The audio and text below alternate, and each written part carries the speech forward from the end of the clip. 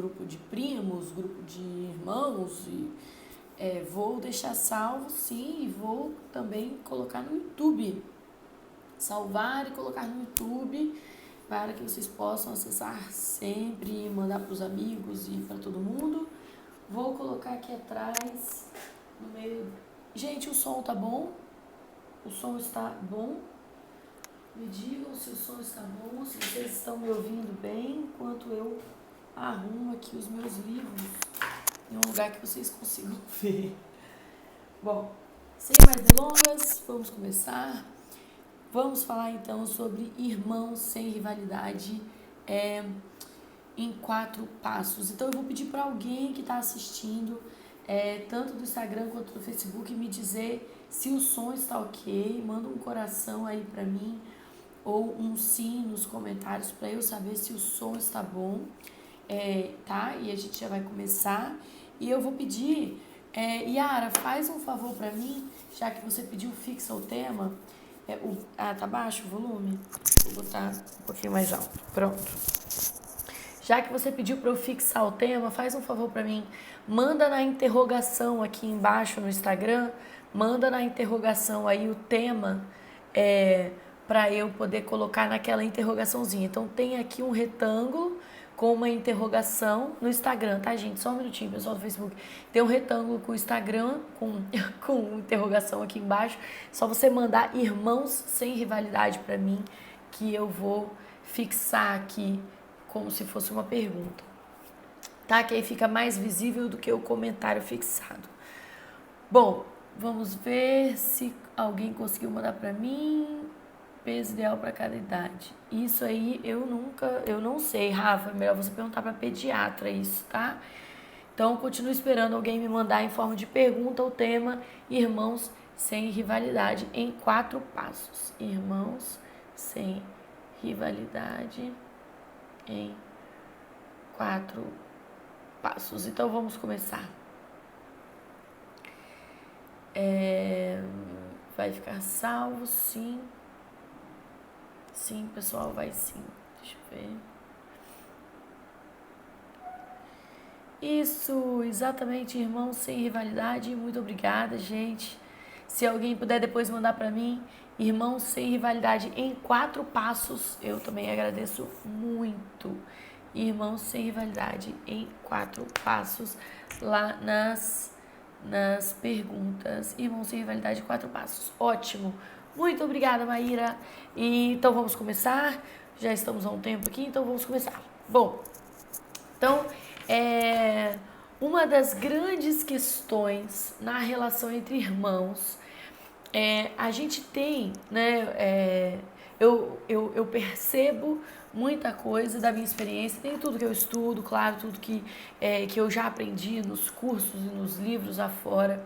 E tem muito também da minha experiência. E aí, quando eu estava preparando para essa live de hoje, eu fiquei pensando, poxa, mas será que eu falo a coisa dessa linha, ou desse autor, ou desse autor, e fiquei analisando, né, de qual proposta que eu estaria, qual linha, né, das que eu estudo, das que eu coloco em prática, qual que eu falaria. E aí eu cheguei à conclusão que faria todo sentido eu falar de todas, porque eu uso todas.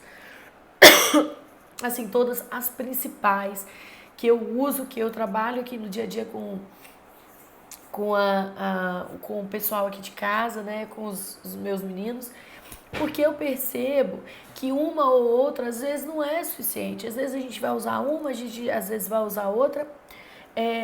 Depende do momento, depende da situação, depende do que você está querendo trabalhar com seus filhos naquele momento. Então, isso é uma coisa importante de eu falar, então, de eu começar falando. Existem várias formas da gente abordar os nossos filhos. Só que também isso depende muito do que a situação está demandando, ou, por exemplo, do que a gente está percebendo que aquela criança mais está precisando de trabalhar. Então, eu vou dar um exemplo para vocês. Hoje a gente estava indo da escola, né, para casa, e aí os meninos começaram a brigar lá atrás e eu não tô lembrando muito bem o motivo. Ah, sim. O Gael tava brincando, tava com um brinquedo na mão e o Theo ficava cutucando o brinquedo do Gael. O Theo ficou cutucando o brinquedo porque ele queria brincar com a mesma coisa que o Gael tava brincando. Mas nessas horas eu me pergunto se não é o Theo querendo a atenção do Gael, querendo que o Gael brinque junto com ele ao invés de brincar sozinho. Bom, e aí os dois começaram a brigar. Nisso o Gael ficou com muita raiva e começou a bater. O que estava na mão dele começou a bater no Theo. O meu carro é pequeno, um alcança o outro e aí eles se machucam de verdade. E eu lá na frente dirigindo, né, desesperado porque os dois estavam se machucando. E aí, a minha primeira reação foi tirar da mão do Gael o que ele estava usando para bater no Theo, né? E aí, você pode dizer, poxa, mas isso aí é uma punição, né? E eu, na verdade, no momento eu não estava querendo punir o Gael, eu estava querendo tirar dele o que ele estava usando para machucar o Theo. E aí, eu dirigindo, né? Eu encostei e eu pedi para todo mundo, e os dois começaram a gritar, os dois estavam berrando e tudo mais. E aí eu pedi para todo mundo respirar fundo. Falei, gente, vamos respirar fundo. E aí nisso eu já tava gritando, porque eu tava nervosa, tava dirigindo, mas eu tava nervosa, brava, eu tava nervosa, tipo, sem saber o que fazer. E aí eu, gente, vamos respirar fundo, vamos todo mundo respirar fundo, pelo amor de Deus. E aí os dois chorando, um chorando pro lado, outro chorando pro outro. E aí, uma das propostas que eu trago para você é de você não intervir, né? Que é uma proposta que a doutora Janelsen traz, que é de você não intervir. E aí, eu intervi, né? No fim das contas, eu estava intervindo, estava pedindo que os meus filhos se acalmassem, que respirassem fundo, que, né, buscassem uma outra forma. Então, existem momentos em que eu não vou intervir, e existem momentos em que eu vou intervir, né? E isso vai depender muito da forma como eu enxergo. Eu estou procurando aqui umas anotações minhas. Deixa eu chegar aqui para o lado, senão vocês vão me ver. Mas isso depende muito de como que eu tô também. Porque não adianta, por exemplo, eu estar desesperada, com medo dos dois se machucarem, né? Super preocupada mesmo com a situação, mas ficar não intervindo no momento que eu estou desesperada, que não intervir não me faz bem, né? Que não intervir não me deixa tranquila. Então, o que eu tô querendo dizer com isso é o seguinte: a gente vai ver aqui os 4 passos e vocês vão ouvir sugestões super legais, mas é muito importante que você entenda. Existe uma frase, né, de uma autoridade na psicologia, né, de um autor da psicologia chamado Jung, né, Carl Jung, que ele diz assim para os psicólogos, né, ele fala: leia todas as teorias, domine todas as técnicas, mas na frente do paciente, né, na frente de um ser humano, seja apenas outro ser humano. Ou seja, você vai ouvir aqui o que eu vou falar, você vai entender o que eu estou falando, mas na hora você vai fazer entendendo. Depois que você entendeu, você faz o que na hora você achar que faz mais sentido. Não fique apegado a fazer coisas que na hora para você não é o ideal, que na hora para você não é legal.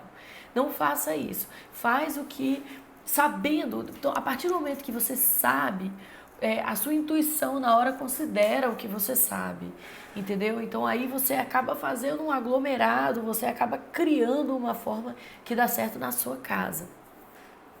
Então aí nesse momento eu fui e falei, gente, vamos respirar, todo mundo respirar. E aí eu falei, Gael, o Theo tá chateado porque você não emprestou o brinquedo para ele. E Theo, o Gael tá chateado porque mesmo ele falando para você parar, você não parou de ficar tentando pegar o brinquedo dele. Então todo mundo ficou chateado, todo mundo ficou bravo e acabou que todo mundo estourou. Então todo mundo virou dinossauro e a gente agora tem que respirar fundo para, né, mandar o dinossauro embora e a gente conseguir resolver essa situação. Então, os meninos foram, e aí eles começaram, mas o Gael isso, o Theo aquilo, o Gael isso, o Theo aquilo. Eu falei, então, um de cada vez. Theo, primeiro fala você, Gael, depois é você. E aí o Theo falou que ele tava muito frustrado, que ele queria o brinquedo, que o Gael não deu, não. Falou, se sentiu ouvido, teve um momento dele. E aí eu falei, agora, Theo, o Gael que vai falar. Aí o Gael, mas o Theo, isso e aquilo, e os dois. E aí o Gael também se sentiu ouvido, teve um momentinho dele. E aí eu falei assim, Theo, tem alguma coisa que você quer falar pro Gael? E aí ele falou assim, Gael, desculpa eu ter ficado tentando pegar o brinquedo da sua mão. E aí eu falei, Gael, tem alguma coisa que você quer falar pro Theo? Aí o Gael, Theo, desculpa que eu te machuquei. E aí eles ficaram num momentinho deles lá, que eles ficam falando irmão, e um faz carinho no outro. Eles, né, um pediram desculpa pro outro. O Davi Saulo tá fazendo o maior sucesso aqui em casa, que legal, Gil. Aí, a gente aproveitou esse momento. Então, nessas horas, eles aprendem, né, a lidar com esses conflitos, eles aprendem a focar na solução, aprendem a se acalmar. Então, essas são grandes oportunidades que chegam até nós de ensinar modelando. Então, eu fui a primeira a falar calma, vamos todo mundo respirar, senão eu fico nervosa, vocês ficam nervosos e não chegam a lugar nenhum. Bom, então, depois de contar esse caso para vocês, explicar que a gente vai usar de tudo um pouco misturado, às vezes só uma coisa, às vezes outra, antes da gente começar, para vocês entenderem que eu vou dizer várias ideias aqui, mas não é para você fazer rigidamente aquela ideia, é para você entender a filosofia da ideia, tá? São várias que eu vou dar, então você entender a filosofia. Sugiro que você vá agora, se quiser eu espero um minutinho, pega um papel, pega uma caneta. Eu mesmo que estou fazendo a live, estou com papel e caneta aqui, vários cadernos, vários blocos aqui em volta de mim, para você anotar as partes mais importantes, tá? Então vamos lá, passo 1. Então, o primeiro passo para a gente ter, não construir rivalidade na relação entre irmãos, o primeiro passo é você individualizar, você não polarizar os filhos. O que é isso, Nanda? Polarizar os filhos é quando a gente coloca como se os nossos filhos fossem opostos. Então, tem o calmo e o nervoso. Né? Tem o bravo e o tranquilo, tem o energético e o calmo também, tem o inteligente academicamente e tem o que é mais físico, né? E aí você começa a categorizar, a gente começa a categorizar, rotular e pior do que isso ainda, a gente coloca como se fossem dois opostos. Né? Então tem o filho que é o que dá trabalho e o que não dá trabalho. Tem o filho que come bem e o que não come nada. O que é educado e o que é mal educado. O que fala bem e o que é calado. A gente polariza as crianças. Então quando a gente polariza, principalmente quando a gente rotula e polariza, a gente afasta, além da gente rotular, que é uma coisa ruim, porque todo rótulo traz expectativas. Então você rotula, você está dizendo para essa criança o que você espera dela, o que você quer dela. Você está dizendo para ela como que você reconhece ela. Então ela provavelmente vai alimentar esse rótulo, porque é a forma que ela se sente reconhecida por você. Então, além de ser super negativo você rotular uma criança, mesmo que você estiver chamando ela de inteligente, de bonita, que come bem, isso é rótulo, entendeu? E aí a criança vai fazer mais daquilo porque ela se sente reconhecida através disso. Então, além de ser negativo você rotular a criança, é muito ruim para a relação entre irmãos, entre crianças, você polarizar as crianças. Você ficar categorizando e ainda categorizar em polos opostos, né? Então, isso afasta, porque você imagina, né? Se eu sou nervoso e meu irmão é calmo, isso não gera identificação, gera uma distância muito grande. Eu não me identifico com meu irmão, ele é muito diferente de mim. Poxa, eu sou calma, ele é nervoso.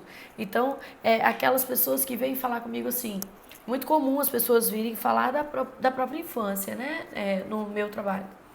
E aí as pessoas falam, nossa, eu e meu irmão, a gente desde pequenininho, minha mãe fala, desde que a gente era neném, a gente é muito diferente, sabe? E isso constrói na relação da pessoa, né? Ou destrói na relação da pessoa desde muito, muito cedo. Isso faz uma coisa que a gente chama de profecia autorrealizadora, que no que a mãe profetiza, bebezinho eles já são muito diferentes, né? Profetizou, muito provável por repetir aquilo tanto, pela criança ouvir tanto aquilo acaba se tornando realidade. Não porque seria de qualquer forma, mas porque aquilo foi tão repetido, tão dito tantas vezes, que isso passa a se tornar realidade.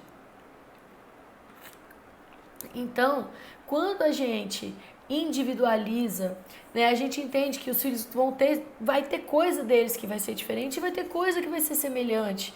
Então, não fica polarizando, não fica rotulando, né? Você pode entender a individualidade de cada filho, mas também precisamos lembrar que esses filhos estão passando por fases, por idades, né? Eles estão desenvolvendo, aprendendo muita coisa.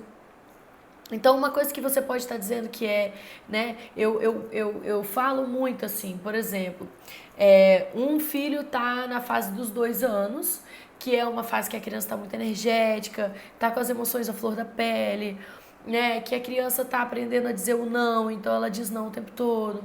Então, uma criança está com 2 anos e a outra criança está com 5, né? Então já verbaliza bem, já argumenta, já conversa, já consegue traçar combinados, tudo mais. E aí essa família vai e diz que o que tem 2 anos é o bravo e o que tem 5 anos é o calmo.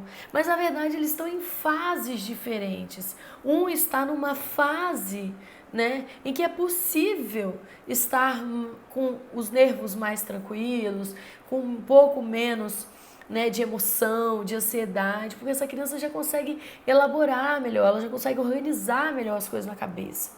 A passo que a mais nova já não consegue. E aí, se essa família rotula, torna característica dessas duas crianças coisas que são, na verdade, características da fase que elas estão vivendo. E aí acaba causando uma separação, uma diferença entre essas crianças, quando na verdade é uma questão de vida, né? É uma questão da fase que eles estão vivendo. Então, esse é o nosso primeiro passo, que é a gente entender, né, que é individualizar, é entender que são indivíduos diferentes e que vão passar por várias etapas, eles estão em desenvolvimento, né? Você imagina, eu tenho quase 32 anos, vou fazer agora em outubro, 32 anos.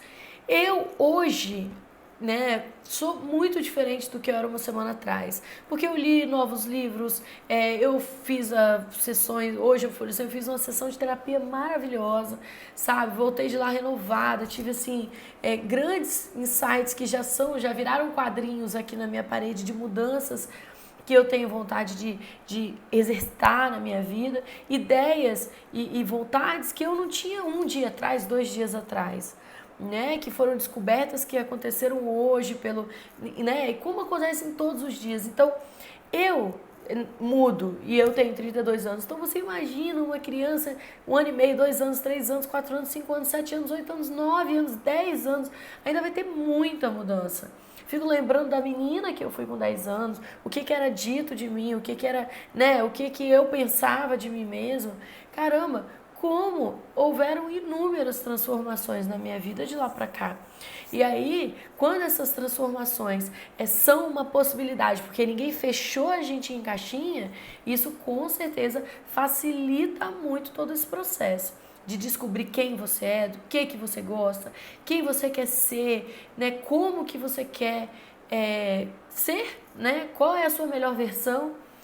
E eu percebo, assim, que acontece muito também do irmão mais velho, né? Quando o irmão mais novo chega, o irmão mais velho automaticamente vira uma criança mais velha. E às vezes esse irmão mais velho tem 2 anos, né? 2 anos e meio, ainda é um bebê.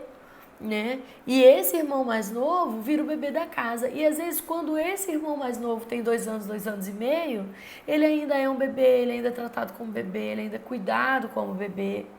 Então você entende, né, como eu coloquei num post um dia desses, nenhuma criança na história da vida teve a mesma criação, nem gêmeos. Não acontece de duas pessoas viverem a mesma situação do mesmo jeito. Vamos supor, tem agora nesse momento, tem 120, 130 pessoas assistindo essa live nesse momento. Se eu peço para vocês me mandarem, gente, me manda um e-mail aí resumindo o que você entendeu da live, eu vou receber 130 formas diferentes de enxergar essa live, você entende? Porque cada pessoa está ouvindo de uma forma, sob um ponto de vista, com uma experiência de vida, com uma característica específica de si. Então, cada pessoa, apesar de terem 130 pessoas, cada uma está ouvindo de uma forma. E aí pode ser que alguém fale assim, mas como que a gente está recebendo, né? Alguém que esteja me ajudando, né, no trabalho de receber os e-mails, fala, poxa, Nanda, como que essas pessoas viram essa live tão diferente se foi a mesma live? Porque são pessoas diferentes, então a mesma coisa vale para os irmãos.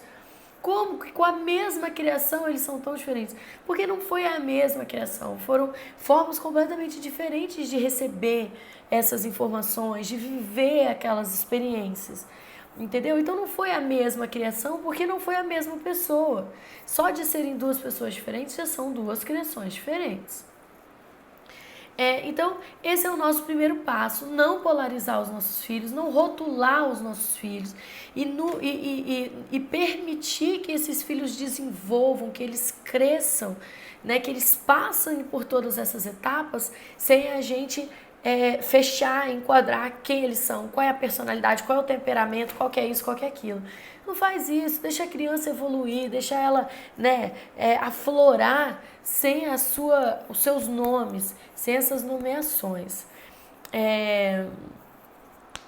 As pessoas estão me perguntando muito sobre ciúmes e sobre a chegada do irmão mais novo. Então eu vou acabar de falar os 4 pontos e vou falar sobre esses 2 assuntos então, tá? Vai ser tudo muito rápido, tá, gente? Não se preocupe que não vai ser daquelas lives longas, não. Ciúme e a chegada do irmão. Vou falar sobre os 2, tá? Então, número 2, né? Então, o primeiro passo, você não rotular, nem polarizar os filhos. O segundo passo é você individualizar, não agrupar. Vocês me deixam maluca, vocês, né, não estão comendo, vocês, e falar dos irmãos como se os irmãos fossem uma pessoa só. Então aí um irmão vai e sem querer derruba alguma coisa no chão, faz uma bagunça. Vocês são muito bagunceiros, vocês não conseguem comer sozinhos, vocês não dormem direito. E aí você começa a transformar os irmãos, né, em uma coisa só. Isso é muito comum em casos de gêmeos, né? E a gente vai ter uma live só sobre gêmeos, mas é muito comum entre irmãos que a gente que se faça isso. Acontece que os irmãos, eles têm características específicas, eles têm dificuldades específicas, e quando você começa a colocar no bolo, você faz essa criança não se sentir vista, não se sentir ouvida, né? É como se nesse momento o outro irmão, tudo que o outro irmão fizesse, esse irmão levasse a culpa. E aí, quando a gente começa a colocar dessa forma que a criança se sente culpada por coisas que ela não fez, a gente entra nesse raciocínio da culpa. Ou seja, esse irmão começa a pensar de forma rivalidade. Por quê? Pera lá, essa culpa não é minha, essa culpa é dele. Mãe, ouve aqui o que eu tô te falando, olha aqui pra mim. Essa aqui não é culpa, a culpa é dele, ó. E aí começa a existir, a surgir, a brotar a necessidade desse irmão culpar o outro, para ele conseguir, né, dizer que aquilo não é dele, para ele conseguir fazer que você separe essa calabação que você fez, esse grude que você fez, entre os dois, que você juntou as duas identidades, né? Juntou as duas pessoas, e aí essa criança, pra mostrar pra você, peraí, não fui eu? Peraí, somos diferentes? Ela acaba rivalizando, ela acaba separando, ela acaba criando um distanciamento desse outro irmão, entendeu? Então, não podemos tratar os irmãos como se fossem uma coisa só. Um dia desses, uma pessoa me falou: o meu irmão sai de noite, não avisa, chega de madrugada, e minha mãe fala assim: vocês são muito festeiros, vocês saem sem me avisar, vocês chegam no meio da madrugada. Ela falou: eu não saio há meses. Sempre que eu saio, eu aviso a minha mãe. Como que minha mãe não sabe que eu e meu irmão somos pessoas diferentes, né? Então, é importante a gente entender que irmãos não são uma pessoa só. Irmãos são pessoas diferentes. Terceiro passo para você não rivalizar os filhos, né? Não ter rivalidade entre os irmãos, é você não trazer, você pai, você mãe, não trazer rivalidade para dentro da sua casa. Então, é muito comum os pais, sem perceber, alimentarem a rivalidade entre irmãos. Uma forma que é comum de alimentar a rivalidade olha só, você não tá comendo, seu irmão comeu tudo, olha lá, seu irmão já acabou de comer, já tá brincando, e você tá aí, por que você não come bem igual seu irmão? Você tem que comer bem igual seu irmão. Aí você tá criando uma rivalidade, porque o que essa criança tá pensando dentro dela? Eu não sou meu irmão, dane-se que ele come mais do que eu, né? Poxa, meu irmão faz tudo certo e eu faço tudo errado, ele é o perfeitinho, né? Eu que sou o problema, meu irmão é a solução. Então, você constrói essa rivalidade a partir do momento que você fica colocando essa comparação. Ao invés, a gente tem que promover a cooperação, né? Outra forma de rivalidade que é muito comum vamos ver quem chega primeiro. Quem vai escovar o dente primeiro? Você querendo apressar, querendo que a criança faça as coisas que você quer na hora que você quer, você fica gerando competições. E aí um irmão quer ser mais rápido que o outro, um irmão quer comer mais do que o outro, um irmão quer acontecer mais do que o outro, e aí você cria competição entre eles. E aí acaba que você ensina para essa criança que a forma de conseguir a sua aprovação, o seu amor, a sua aceitação é quem ganha essas competições que você promoveu, entendeu? Então, sem perceber, você está construindo rivalidade entre os irmãos, né? Ou entre os alunos, enfim, isso também vale para sala de aula, também vale para sobrinhos, né? Primos, netos, enfim. Outra coisa que gera muita rivalidade são os pais, avós, tios que gostam de ficar brincando de fazer ciúme. Gente, vocês não têm noção da agonia que eu tenho de gente que vai fazendo ciúme em criança porque acha bonitinho, porque acha engraçado. Não é. Não é bonitinho, não é engraçado, é triste. A criança realmente vê aquilo como uma verdade. Ah, você não vai me dar beijo? Não, não vai me dar abraço? Não, então eu vou dar beijo e abraço no seu irmão. Seu irmão quer, seu irmão vai me dar. Ah, você não quer não esse presente que eu trouxe pra você? Ah, então eu vou dar pro seu irmão. Tem problema não, eu vou dar pro seu irmão. Entendeu? E você vai construindo a rivalidade assim. Você vai alimentando, né? Constrói e depois vai alimentando a rivalidade. Ah, você não quer não? Então eu vou falar com seu irmão. Seu irmão com certeza vai querer, né? E aí vai alimentando essa rivalidade. Dentro dessa questão da cooperação, existe a gente promover que essas crianças cooperem conosco. Porque antes delas conseguirem cooperar entre si, a gente precisa que elas cooperem com a gente. Então, por exemplo, quando você vai pedir alguma coisa para uma criança, você faz uma instrução bem feita, você pede com carinho, você fala de um jeito respeitoso, essa criança ela vai espelhar isso nas relações dela. Então ela vai pedir pro irmão instruindo, vai pedir de jeito gentil, vai ser mais carinhoso, porque é assim que essa criança está acostumada a ser tratada. Então, é assim que ela vai tratar. Então, o quarto passo é respeite cada um individualmente e eles se respeitarão entre si. Por quê? Porque a criança, ela espelha o que está à volta dela, né? Ela espelha o que ela vive, o que ela vê. Então, eu falo muito lá no Desafio Psimama, né? Inclusive, a gente vai abrir, muita gente perguntou, até anotei aqui para falar disso. A gente vai abrir turma do Desafio Psimama, sim. Tem uma turma que vai, eu acho que vai ser agora outubro ou novembro. Eu vou confirmar a data e aí eu posto lá na Psimama, mas já tem no link da bio. Vou colocar aqui nos comentários também do Facebook, mas no Instagram tá na bio. Já tem um linkzinho lá para você fazer a sua pré-inscrição, você não paga nada, você só fica na lista de prioridades para o desafio.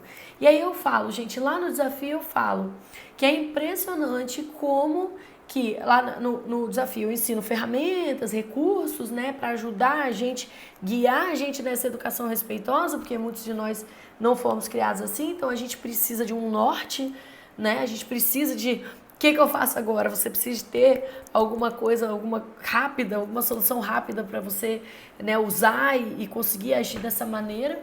Então é um norte, um guia, né? E eu gosto de falar, gente, como os meus filhos usam todas as ferramentas, eles usam todos os recursos no dia a dia. Eu vejo muito claramente o Theo e o Gael usando esses recursos uns com os outros. E eles não sabem os nomes, eles não ouviram o desafio, não participaram do grupo, entendeu? Eles não fizeram esse curso, eles só estão tão acostumados a ver eu e o pai usando esses métodos que eles acreditam que é a forma natural de se comunicar com as pessoas. Então, os meus filhos naturalmente já instruem um ao outro, eles naturalmente já têm essa forma mais didática e mais não violenta de falar um com o outro, porque é a forma padrão com que eles são tratados. Os meus filhos raramente desrespeitam um ao outro. É mais nos momentos que eles viram dinossauro mesmo. Lembra? Na live que eu fiz sobre a raiva, que eu mostrei para vocês o livro do Dino Davissauro, né? Eu expliquei para vocês do cérebro primitivo, que toma conta quando a gente está com raiva e a gente não raciocina. Então esses são os únicos momentos que eu vejo esse tipo de coisa aqui em casa. Eles se tratam com muito respeito, com muita consideração, porque é o que eles vivem, é o que acontece na vida deles. Então faz toda a diferença. Se você, gente, ouve o que eu tô falando, é batata. Se você trata o seu filho gritando, batendo, castigando, ameaçando, os seus filhos vão bater, ameaçar, castigar e gritar um com o outro, porque a criança não sabe outra forma de lidar. E eles não vão fazer isso só um com o outro. Eles vão fazer isso com os amigos. E vão fazer isso com o cônjuge quando for adultos. Vão fazer isso com os colegas de trabalho, com os colegas de escola. Porque é o que a criança sabe. Você não deu outra opção, né? Não dá para você dar, né, maçã para a criança e ficar pedindo para ela, né, plantar maçã e pedir para colher pera. Não dá. Né? Se você planta maçã, você vai colher maçã. Então, qual é a maçã que você quer plantar? Se você quer plantar os seus filhos com uma comunicação gentil, uma comunicação não violenta, respeitosa, né? Tratando as pessoas com consideração, com empatia, então eles precisam ser tratados com consideração, com respeito, com empatia. Precisam ser tratados assim. Não tem outro jeito. Essa coisa que eu falei, né, do Theo cutucando o Gael para chamar a atenção, isso é outra coisa que é importante da gente entender, né? A necessidade por trás do comportamento daquela criança, né? Porque por trás desse comportamento pode ter uma criança querendo te falar que você está dando mais atenção para um do que para outro. Pode ser a criança querendo falar para o irmão que quer a atenção do irmão, que está com saudade do irmão, que não se sente aceito pelo irmão, por exemplo, né? Aqui em casa já aconteceu inúmeras vezes do Gael chamar o Theo uma, duas, na terceira ele já ir na porrada. né? E eu ensino para ele, falo, Gael, você respira e vai lá e fala pro Theo, Theo, eu quero a sua atenção. Ensine a criança a pedir por atenção. Você pode dar dicas para quem tem gêmeas? Você pode falar com o processo entre irmãos? Tá. Vamos falar disso agora, tá? Sobre gêmeos, gente, tudo que eu tô falando vale. Eu quero fazer uma live especial para gêmeos, mas tudo que eu tô falando vale para gêmeos também, porque irmão é irmão, não faz essa diferença tão grande. A gente tem algumas peculiaridades no relacionamento entre gêmeos, que é o que eu chamo de grudar as identidades e a gente acabar polarizando mais também e tudo mais, mas eu vou fazer uma live específica para isso. Mas o tema, todas as dicas valem para gêmeos também.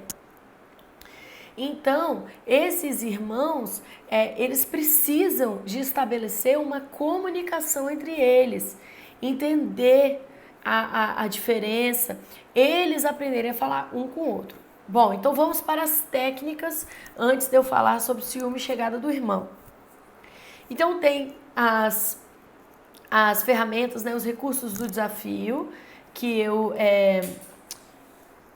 sugiro muito vocês fazerem. O desafio é um preço super acessível e é super prático.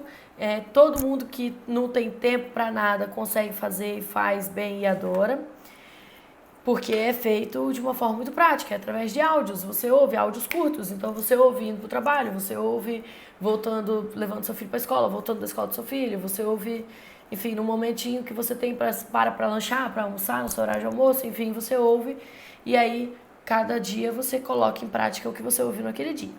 Bom, então eu vou ensinar para vocês a técnica da doutora Genelce para lidar com o conflito entre irmãos. Como eu falei lá no começo, a ideia é você entender a proposta da técnica. Você não precisa fazer fechadinho ou só fazer essa técnica, você pode fazer outras formas, mas essas técnicas me ajudam muito a entender a relação dos meus filhos. Então, qual é a proposta da técnica? É você proporcionar que os seus filhos tenham oportunidade de aprender a lidar um com o outro. Quando os pais ficam intervindo demais, intervindo toda hora, duas coisas acontecem. A primeira coisa é que a gente atrapalha que eles aprendam a lidar um com o outro, porque a gente está sempre intervindo e aí sempre dando soluções e intervindo, então eles não aprendem a resolver entre si. Já vamos falar de ciúme e de chegada de irmãos, tá, gente? Então essa é a primeira questão. Quando você intervém, você atrapalha que eles construam um relacionamento. Então não dá para esses irmãos não descobrirem que eles são capazes de conversar, de comunicar um com o outro, que eles se gostam, que eles se respeitam. Então as nossas intervenções muitas vezes atrapalham. E a segunda coisa é que é muito comum a gente criar que é o opressor e o oprimido, a vítima e o agressor. A gente sempre acaba colocando papéis nesses filhos. Então, por exemplo, você está lá na cozinha, você vai intervir, né, intervencionista, e aí você está na cozinha fazendo qualquer coisa e as crianças estão lá no quarto. De repente você ouve assim, tum, aquele choro. Quando você entra no quarto, quando você vai intervir, você meio que, é muito comum que você já diga o que você fez com o seu irmão para algum deles. Porque você já colocou na sua cabeça que um deles é o opressor e o outro deles é o oprimido. Que um deles é a vítima e o outro é o agressor. E aí, quando você começa a colocar esses papéis, isso se torna uma coisa muito negativa na relação entre os irmãos. Porque às vezes o vítima foi quem implicou, o vítima está encontrando nisso, implicar com o irmão e levar uma porrada, uma forma de chamar a sua atenção, uma forma de transformar esse irmão num opressor. Né? Você vai construindo uma certa rivalidade ali. Então eu quero que vocês coloquem, manda aí pra mim, por favor, um coração, tanto no Facebook quanto no Instagram, quem foi irmão e sentia que a mãe ou o pai te colocava sempre como a vítima ou sempre como o opressor nas situações, né? Você lembra na sua casa de ter isso, né? De ter esse padrãozinho, tipo, a mãe já chega dizendo, eu sei que foi você, nem precisa me contar o que aconteceu, né? E manda aí um coraçãozinho também, quem faz isso inconscientemente, sem perceber, sem maldade nenhuma, acaba já perguntando para um dos filhos o que foi que você fez dessa vez, né? Porque você já considera que você sabe ali o que está rolando, você sabe quem fez o que, né? Então, qual é a sugestão da doutora Janelce? Qual é a sugestão de o que fazer nessas horas? Então, ela dá 3 opções. A primeira opção é você olhar, então você vai até o quarto, né, nessa situação hipotética que você está na cozinha, você vai até o quarto, olha que a briga está acontecendo, mostra para os seus filhos que você viu, e aí você diz, eu tenho certeza que vocês vão conseguir resolver isso, e você sai. É só isso. Você vai entrar, olhar, ver o que está acontecendo, aí você vai falar assim, eu tenho certeza que vocês dois conseguem resolver isso. E aí você sai. Essa é uma técnica. A segunda técnica é você ir para lá e assistir, né? Você ir e ficar só olhando. Você não vai falar nada, você não vai intervir, você vai ficar só olhando. Essa é a segunda proposta dela. E a terceira proposta é você dizer o seguinte, falar, olha, vocês estão brigando, por exemplo, tá na sala, na hora do jantar, na mesa, na casa da sua mãe ou da sua sogra, e você tá sem graça com aquela discussão. E aí você olha e fala, olha, gente, vocês estão vendo que vocês estão aí no impasse, vocês estão brigando, tá tendo uma discussão, então vocês vão lá pra varanda, vocês vão lá pra cozinha, vocês vão lá pra fora, quando vocês tiverem resolvido isso, vocês voltam. Não é castigo, é pedir que a criança se retire, né, para terminar aquela coisa. Porque a intervenção, ela reforça a rivalidade, né, e ela também alimenta muito o comportamento. Então, por exemplo, se toda vez que o vítima apanha, você vai lá, dá atenção, pega no colo, carinho, aquela coisa toda, você está alimentando que ele procure apanhar para receber essa sua atenção especial. Outra coisa muito interessante que ela fala é que às vezes o filho que está batendo, ele está batendo porque ele precisa de atenção.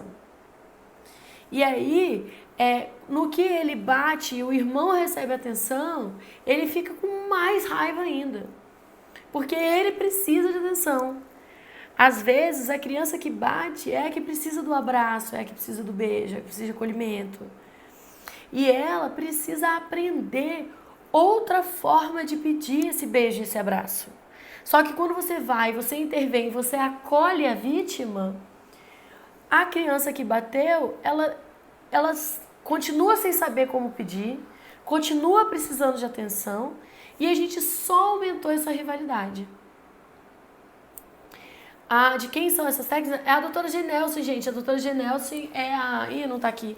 É a autora do Disciplina Positiva, né? É a criadora, a mestra mãe, a avó de todos. A doutora Janelce é a criadora da Disciplina Positiva, uma das vertentes que eu trago aqui na Psimama, tá? Então essas são as técnicas. Eu muitas vezes uso isso, muitas vezes eu falo para a Theo e para a Gael, vocês vão saber, vocês vão conseguir se resolver, né? Vocês vão conseguir se resolver e eles se resolvem. E algumas vezes, aí as pessoas estão perguntando, a partir de qual idade? Eu comecei a fazer isso muito novinhos, porque eu estudei isso, eles eram muito pequenininhos. Então, eu já faço isso há bastante tempo, mas eu insisto muito com eles que não pode bater. Muito. Então, quando uma criança está se machucando, eu intervenho, mas a grande questão é, você pode intervir sem tomar partido de ninguém. Você pode intervir, eu vou repetir, sem tomar partido de ninguém. Você pode só apartar a briga como eu fiz hoje. Eu apartei a briga e eu falei, vocês vão resolver isso, mas calma. Todo mundo respira fundo, todo mundo se acalma, entendeu? Ninguém se machuca e aí a gente vai resolver. Tentar não tomar partido de nenhum dos filhos. Agora, gente, tem uma coisa que é muito importante disso que eu tô falando, que a gente precisa ser muito firme. É gentil, né? Com firmeza. Então, hoje, quando eles estavam brigando no carro, eu falei, todo mundo para de bater. Eu tirei o negócio da mão do Gael. Eu falei, para de brigar vocês dois. Calma, vamos respirar. E depois que eles dois conversaram e pedem desculpa e não sei o quê, eu peguei, depois que a gente chegou, né, no lugar que a gente estava indo, eu olhei no olho do Gael e falei, Gael, você não pode bater. Você entendeu que não pode bater? Não pode bater. Bater machuca. Seu irmão fica triste. Você gosta quando batem em você? Ele falou, não. Eu falei, então, ninguém gosta. Então você não pode bater nas pessoas. E as pessoas não podem bater em você. Você entendeu, filho? E ele olhou pra mim e fez assim. Isso significa, gente, que o Gael nunca mais vai bater? Alguém responde nos comentários pra mim. O fato de eu ter olhado no olho dele, ter insistido, conversado e ele ter confirmado pra mim que ele entendeu, significa que ele nunca mais vai bater? É certo, eu, Fernanda, com 32 anos de maturidade, esperar que essa criança, porque ouviu eu falando isso essa vez e várias outras, ele vai parar de bater? É certo eu esperar isso dele? Não, não é. Eu vou insistir, eu vou falar essa vez, eu vou falar mais uma, eu vou falar mais outra e provavelmente vou falar isso ainda por muito tempo. Porque quando a criança vira dinossauro, o que o dinossauro faz? Vocês lembram? Quando o cérebro primitivo toma conta, o dinossauro da criança quer bater e quer morder. Porque ele não está usando o raciocínio lógico. Vocês lembram disso? De quando eu li o meu livro para vocês, o Dinossauro? Né? O dinossauro quer bater e quer morder. Então, na hora que a criança vira dinossauro, ela não está raciocinando. Isso significa que ela não está lembrando que mamãe olhou no meu olho e falou que não pode bater. Então eu vou insistir nesse ensinamento de que não pode bater para os dois, da mesma forma que eu vou insistir para os dois que tem que respirar fundo quando ficar nervoso. Agora, qual é a melhor forma de eu ensinar os meus filhos a respirarem fundo quando eles ficarem bravos ao invés de machucar um outro? Qual é a melhor forma de eu ensinar isso? É, na hora que eles começarem a brigar, eu fazer o quê? O que eu tenho que fazer na hora que eles começam a brigar, na hora que eles começam a se bater, quando um começa a socar a cara do outro, e aquela cena horrorosa de ver. O que eu preciso de fazer? Eu preciso respirar fundo e me acalmar. Porque se eu não fizer isso, se eu não modelar isso, eles nunca vão conseguir colocar em prática. Se eu peço para eles se acalmarem, mas na hora que eles estão brigando, eu começo a gritar igual uma doida, e começo a voar em cima de criança, e começo a pegar pelo braço, né, e bato, e ameaço, e põe de castigo, o que eles vão fazer um com o outro?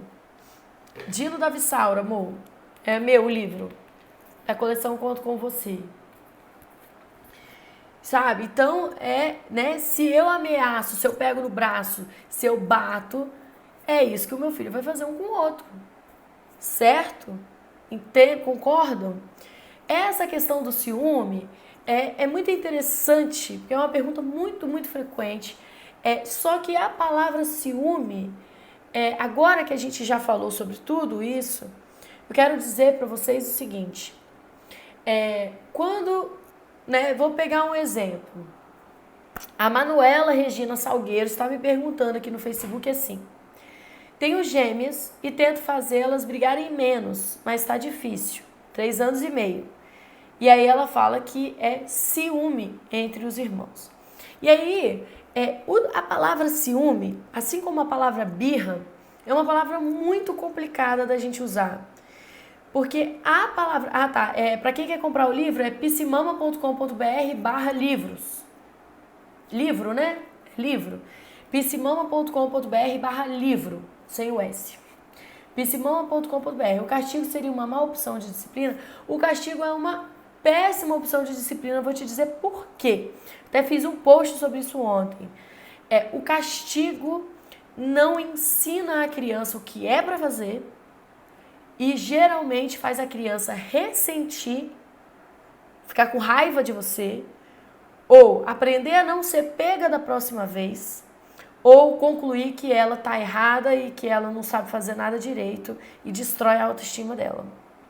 Então, o castigo é uma péssima opção. Eu quero que você, que foi castigado na sua infância, você lembre, no momento que você estava sentado no castigo, o que passava pela sua cabeça e pelo seu coração. Quais as decisões que você tomou enquanto você estava de castigo. E se você lembra de alguma vez na sua vida, durante o castigo, decidir que você não ia repetir alguma coisa. Né? E se você lembra de dizer que não ia repetir, você lembra de dizer isso porque você não queria mais ficar de castigo ou porque você entendeu que é errado? A gente quer que os nossos filhos não errem, não façam o que é errado, porque é errado, não por medo, porque é errado, né? Você não quer que o seu filho se torne aquele adulto que só anda na velocidade da via quando tem risco de receber multa. Se não tem risco de receber multa, ele não anda naquela velocidade. A gente não quer isso, né? A gente quer uma criança que não faça porque é errado, né? Que não faz porque, né, se aqui nessa via, né, o engenheiro de trânsito decidiu que essa é a velocidade, deve ter um motivo, né? Opa, não tinha visto, ó, tem carro vindo de lá. Tá vendo? Se eu tivesse muito rápido, eu não ia saber. Né? Entender que existem pessoas no mundo que sabem mais que a gente, que estudam, né, coisas que a gente não estuda, então que, portanto, elas que são as que criam essas regras e a gente tem que seguir porque a gente não entende tudo sobre aquele assunto. Então, você não faz porque não pode fazer, e não, né, porque é errado, e não porque senão você vai receber uma multa, porque senão você vai receber algum tipo de castigo. Então, gente, a palavra ciúme, ela é um rótulo, assim como birra, ciúme é um rótulo. Então, quando você fala, por exemplo, ai, a minha filha, ela briga, ela bate muito, o irmãozinho chegou agora, né, a gente acabou de ter um neném, e ela bate muito nesse neném, e ela tá sempre muito chorosa porque ela tem ciúme. Então, quando você fala isso, essa criança, um irmão machuca o outro por ciúme, é como se você estivesse tirando o seu da reta, né? É igual a história da birra. Você tá lá no supermercado, 8 horas da noite, a criança com fome, com sono, com tudo. E aí a criança dá uma crise de birra porque queria um biscoito e você diz que não pode biscoito, e a criança quer biscoito e você diz que não pode biscoito, e a criança insiste muito e ela tem uma crise de birra. E aí você chama aquilo de birra, fala, essa criança é birrenta, tá fazendo birra, que feio. Só que... Olha a Ju falando do desafio maravilhoso. Ju, muito obrigada. Só que, gente, existe todo um contexto que levou essa criança a essa birra. Um contexto do qual você, adulto, tem sua parte de responsabilidade. Essa criança está à tarde da noite no supermercado, que é um lugar cheio de luz, cheio de estímulos, cheio de produtos que foram estudados durante anos para serem feitos da cor, do desenho e do sabor específico para aquela criança desejar aquilo mais do que nada. E essa criança está com fome. E ela não consegue separar o saudável do não saudável porque ela tem 3 anos e ela não entende a diferença entre essas coisas. E quando você fala que não pode comer biscoito, ela entende que você está dizendo não por maldade, porque você é ruim, porque você não gosta dela e não porque você está cuidando da saúde dela. Sabe? Então, se você fala que é birra, você rotula aquilo de birra, você está ignorando completamente um contexto, uma série de questões que você poderia prevenir. Que você pode, por exemplo, aproveitar a oportunidade para aprender com aquilo e falar, poxa, da próxima vez eu não vou fazer isso. Da próxima vez eu não vou vir nesse horário. Da próxima vez eu vou dar comida pro meu filho antes de vir. Da próxima vez eu vou fazer um combinado prévio e já combinar com ele antes de entrar no supermercado que hoje não tem biscoito. E aí você consegue aprender com essa experiência. Gente, tem um monte de aluno de desafio elogiando o desafio aqui nos comentários. Eu tô adorando. Alguém printa, Saed? Printa aí pra mim. Vamos pro meu marido pra printar vocês falando, elogiando o desafio, que eu tô adorando. Mas é maravilhoso mesmo, tá? Eu amo o desafio. Então, gente, ciúme é a mesma coisa. Quando você fala, ai, minha filha tá batendo muito no irmão por ciúme, você ignora todo um contexto, todo um aprendizado que você pode tirar daquilo ali, entendeu? Toda uma compreensão que você precisa ter da criança. Eu costumo brincar assim, substitui ciúme por saudade, substitui ciúme pelo sentimento, ela tá com raiva, ela tá triste. Que aí você vai perceber, minha filha, se você fala assim, minha filha bateu no irmãozinho porque ela tá com ciúme, parece que não tem nada que se possa fazer. Agora, quando você coloca o sentimento, você fala assim, a minha filha bateu no irmãozinho porque ela tá com raiva. Aí você vai se perguntar, peraí, mas ela tá com raiva por quê? O que tá fazendo um bebê de 2 anos tá com raiva de um recém-nascido de 2 meses? Né? Ou ela tá manifestando uma raiva que ela tá sentindo. A raiva não é no irmão. Só que quando você usa a palavra ciúme, você pega todo esse contexto, todas essas coisas, você ignora e você coloca no relacionamento entre os irmãos. Então você diz que não é saudade, que não é uma questão de algo que você podia mudar, de algo que você precisa trabalhar. Na verdade, aquela irmã não gosta daquele irmão. Ela tem ciúme daquele irmão. Aquele irmão representa algo negativo para ela. Ela perdeu o tronozinho, ela isso, ela aquilo. E você começa a colocar um monte de problemas no relacionamento entre os irmãos. Eu já ouvi... Gente, tem muito elogio do desafio. Obrigada, gente. Eu acho maravilhoso o desafio também. Muito feliz de vocês estarem aqui, inclusive. Então, faz sentido pra vocês? Bota um coração aí pra mim. Se faz sentido pra você que a palavra ciúme pode intervir na relação dos irmãos. Nossa, desde pequenininha eu e meu irmão, a gente não está muito bem. Minha mãe fala que eu nenenzinho já tinha ciúme dele. Entende? A gente coloca como uma questão do relacionamento, né? E ela tá com ciúme dele. Ai, meu Deus. É um ciúme. O que a gente vai fazer? Ela tá com ciúme dele. Ela tem ciúme desse irmão, né? Nossa, desde nova você era muito ciumenta. Desde nova você tinha ciúme do seu irmão. Sabe, gente? E aí a gente, sem perceber, vai construindo um abismo entre os irmãos. A gente vai construindo a rivalidade entre eles, né? A gente vai construindo isso. Sobre a chegada do irmão, então, que também é um assunto semelhante, eu gosto, e gente, tem uma coisa que não é da chegada dos irmãos, peraí, deixa eu falar pra vocês outra coisa, falta 1 minuto. É muito importante que todas as semanas, você tenha um horário que é específico para todo mundo. Então, aqui em casa, todo dia antes de dormir, todo mundo brinca junto. E todo sábado, eu e o meu marido, a gente alterna. Um sábado eu fico sozinha com o Gael e ele sozinho com o Theo. E no outro sábado a gente inverte para ter momentos exclusivos com cada um dos filhos. Então, na chegada do irmão, sobre a chegada do irmão, eu vou fazer um post amanhã, tá bom? Porque falta só 20 segundos e o Instagram vai desligar